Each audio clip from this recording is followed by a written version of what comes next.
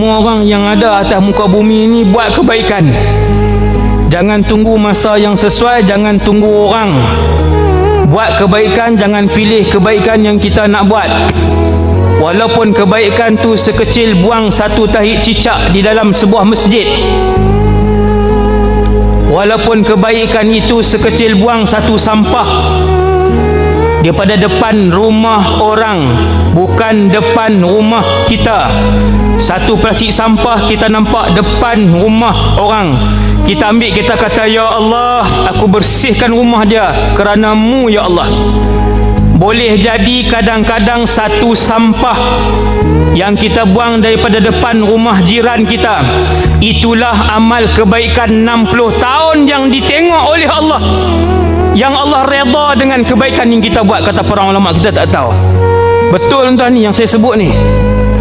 Kita tidak tahu amal ibadah kebaikan mana yang kita buat yang dipandang oleh Allah.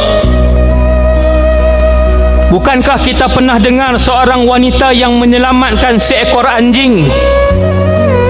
Wanita itu wanita fasik.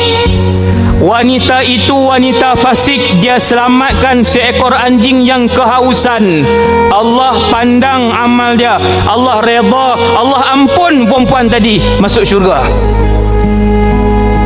Bukankah kita pernah mendengar kisah seorang wanita ahli ibadah, akan tetapi dia kurung seekor kucing. Dia tak bagi makan sampai kucing tu terseksa mati. Sakit demi sakit, kemudian sakit dan mati. Allah murka dengan wanita itu. Allah tak redha dengan dia, masuk neraka.